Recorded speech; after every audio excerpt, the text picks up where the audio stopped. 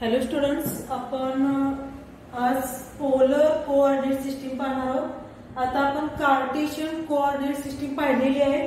Cartesian coordinate system म्हणजे कोणती तर बघा, एक्स ऍक्सिस असतो आपला, वाय ऍक्सिस, ओरिजिन ओ, आणि आपण या प्लेनवरती कोणता एक पॉइंट पी कन्सिडर केला तर पी ची कोऑर्डिनेट्स कशी घेतो आपण, एक्स वाय, आणि एक्स वाय कुठून येतात तर एक्स येतो एक्स ऍक्सिस वरचं अंतर, त्या पॉइंट पासून पॉइंटचं काय एक्स ऍक्सिस वरचं अंतर, आणि वाय कुठून येतो तर वाय ऍक्सिस वरचं अंतर, हे वाय आणि हा एक्स। एक्स ऍक्सिस वरचं अंतर म्हणजे एक्स कोऑर्डिनेट आणि वाय ऍक्सिस वरचं अंतर म्हणजे वाय कोऑर्डिनेट। याला आपण म्हणतो कार्टेशियन कोऑर्डिनेट सिस्टीम, बरोबर। आता पाहणार आहोत आपण polar coordinate system. Polar coordinate system मध्ये पण एक्स ऍक्सिस वाय ऍक्सिस असणारच आहे। एक्स ऍक्सिस वाय ऍक्सिस ओ, पण इथं आपण कार्टेशियन मध्ये ओ ला ओरिजिन म्हणतो, इथं म्हणतात त्याला पोल, ओ ला काय म्हणतात पोल म्हणतात, आणि ओ एक्स ऍक्सिस ला काय म्हणतात आपण एक्स ऍक्सिस म्हणतो, तर याला काय म्हणतात पोलर ऍक्सिस, याला म्हणतात पोलर ऍक्सिस असं म्हणतात। आणि आता पोलर कोऑर्डिनेट्स कसे असतात बघा, आपण या प्लेन वरती कोणता एक पॉइंट कन्सिडर केला की हा पॉइंट कन्सिडर केला तर याची कोऑर्डिनेट्स कसे ठरवायचे तर ओरिजिन पासून पोल पासूनचं अंतर, या पॉइंटचं अंतर बघायचं, पोल पासूनचं अंतर, एक्स ऍक्सिस वरचं वाय ऍक्सिस वरचं नाही, पोल पासूनचं अंतर आपण आर कन्सिडर केलं तर त्याचा पहिला कोऑर्डिनेट येतो आर, आणि जो अँगल तयार होतोय तो थीटा असतोय। अँगल आता कोणता तयार झाला, X O P, measure of angle X O P, हा थीटा तयार झाला, तर हा सेकंड कोऑर्डिनेट असतो। बघा पोलर कोऑर्डिनेट मध्ये कोऑर्डिनेट्स कोणते असतात, P of r theta, P of r theta, r आणि थीटा कुठून आले लक्षात आलं, पोल पासूनचं त्या पॉइंट पर्यंतचं अंतर तो असणार आहे डिस्टन्स आर असेल, आणि जो अँगल तयार झाला तो असणार आहे आपला सेकंड कोऑर्डिनेट थीटा असेल। ओके, आता हे शोधायचे कसे, आता हे शोधायचे कसे तर आपण एक परपेंडिक्युलर ड्रॉ करूया बघा एक्स ऍक्सिस वरती, तर लेटर देऊया एम, हा इथून ओ एम एक्स झालं, पी एम एक अंतर वाय झालं। आपण कॉस थीटा कसा लिहितो बघा, कॉस थीटा कसा लिहितो, कॉस थीटा लिहायचा असेल तर एक्स अपॉन आर लिहिणार, बरोबर आहे, एक्स अपॉन आर, आणि साइन थीटा कसा लिहिणार, y upon r, sine theta कसा लिहिणार वाय अपॉन आर। आता याच्यावरून आपल्याला एक्स मिळतो बघा, एक्स कसा मिळतो, x is equal to cross multiplication करा आर कॉस थीटा, आणि y is equal to r sine theta, x आणि वाय मिळालं बघा, आर कॉस थीटा आणि आर साइन थीटा। याच्यावरून आपल्याला इक्वेशन्स मिळाली, पण आपल्याला आर आणि थीटाच्या व्हॅल्यू शोधायच्या, कशा शोधायच्या तर तुम्ही ऑब्झर्व केला बघा, तर काय लक्षात येणार बघा, ऑब्झर्व केल्यानंतर हा पायथागोरस प्रमेय आपण यूज करू शकतो इथे, x square is equal to y square, x square plus Y square is equal to r square असं यूज करू शकतोय, x square plus Y square is equal to r square, therefore r is equal to under root x square plus Y square असं येऊ शकतोय, r शोधू शकताय, किंवा consider करा x square plus Y square is equal to x square plus Y square is equal to x value r square cos square theta plus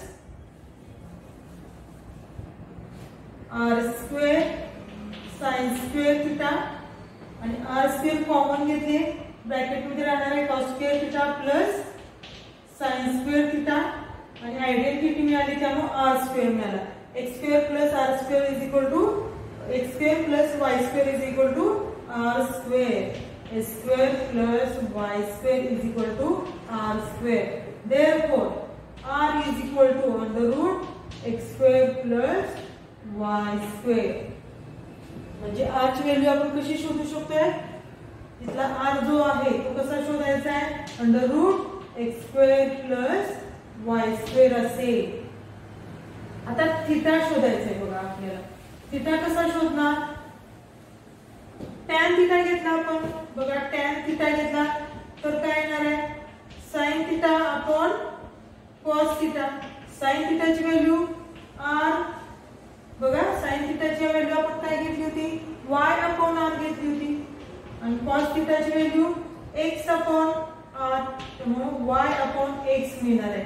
tan theta is equal to y upon x, म्हणजे theta is equal to tan inverse y upon x. tan theta is equal to y upon x, therefore theta is equal to tan theta is equal to y upon x, and therefore theta is equal to tan inverse y upon x. बघा values मिळाले आपल्याला. हे झाले polar coordinates. आणि theta कुठून कुठे असतो महत्वाचा?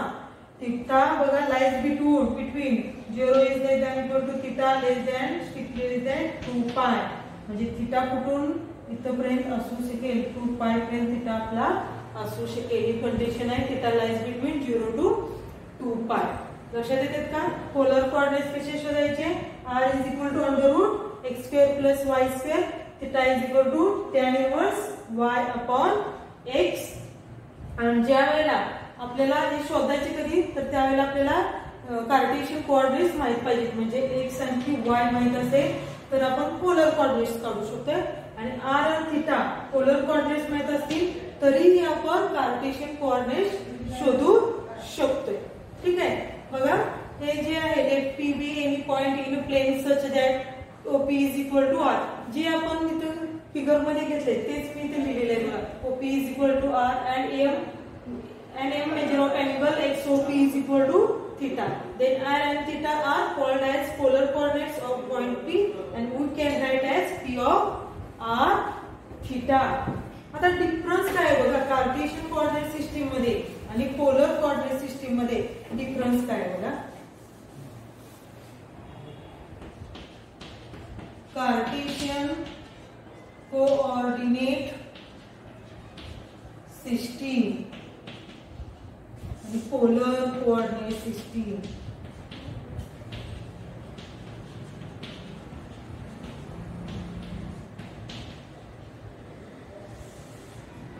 यामध्ये आपण O ला ओरिजिन म्हणतो, तिथे O ला पोल म्हणतात. OX ला आपण एक्स ऍक्सिस म्हणतो, तिथे OX ला पोलर ऍक्सिस म्हणतात. P या पॉइंटचे कोऑर्डिनेट्स कसे लिहितात? XY काय? X ऍक्सिस वरचा अंतर, Y म्हणजे Y ऍक्सिस वरचा अंतर. आणि तर P चे कोऑर्डिनेट्स कसे लिहितात? तर r थीटा. काय लिहितात? r theta. r कोणता असणार आहे? पोल पासूनच्या त्या कोऑर्डिनेट पॉइंट पर्यंत अंतर असणार आहे. r नेहमी पॉझिटिव्ह असणार आहे. आणि थीटा जो अँगल तयार होतोय तो थीटा असणार आहे.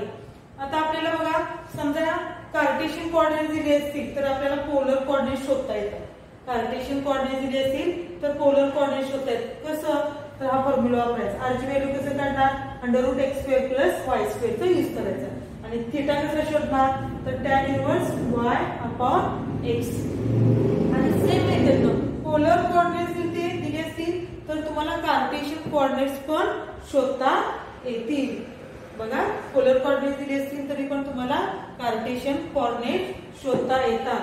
कारण का बघा आपल्याकडे फॉर्म्युला कोणता आहे? cos θ is equal to y upon r आणि y is equal x upon r आणि x is equal to r cos θ. हा फॉर्म्युला वापरायचा. आणि y is equal to same method काय? r sin θ. इथं आपल्याला r माहित आहे, थीटा माहित आहे. r माहित आहे, थीटा माहित आहे. x आणि y चे कोऑर्डिनेट्स मिळू शकतात. x आणि y चे कोऑर्डिनेट्स मिळू शकतात. लक्षात आलं असेल. आपण एक एक्झाम्पल घेऊया.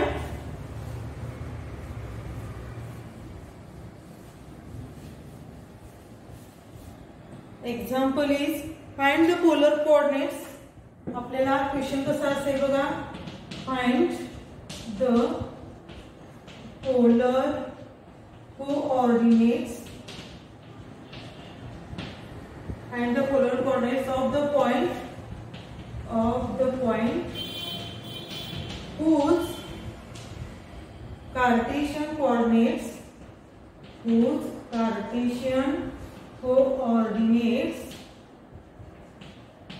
are 3 3. बघा आपल्याला काय दिले आहे, महत्वाचं आहे. फाइंड द पोलर कोऑर्डिनेट्स शोधायचे. we have to find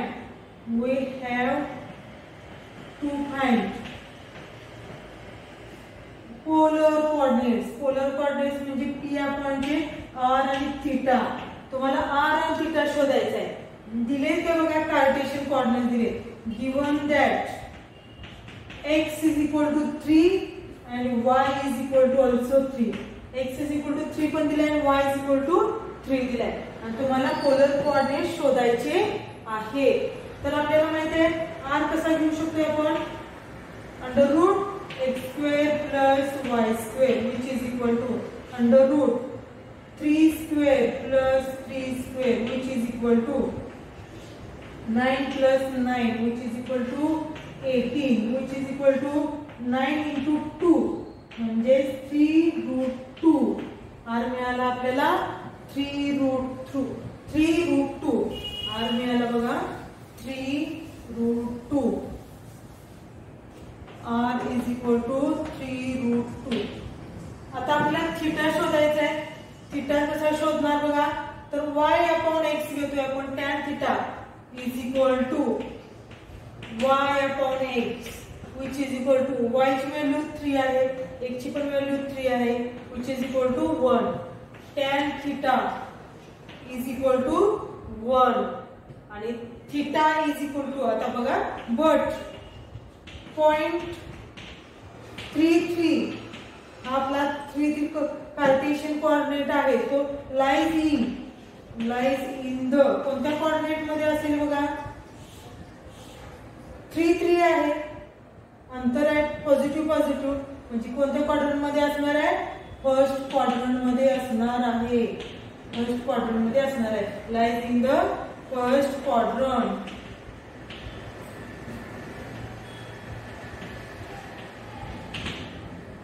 त्यामुळे काय असणार आहे, थीटा फर्स्ट क्वाड्रंट मध्ये कोणत्या अँगलची व्हॅल्यू tan ची व्हॅल्यू 1 असते, तर 45 डिग्रीची काय असते व्हॅल्यू 1 असते. त्यामुळे थीटा मिळाला 45 डिग्री. बघा आपल्याला थीटा मिळाला. Theta is equal to 45 degree.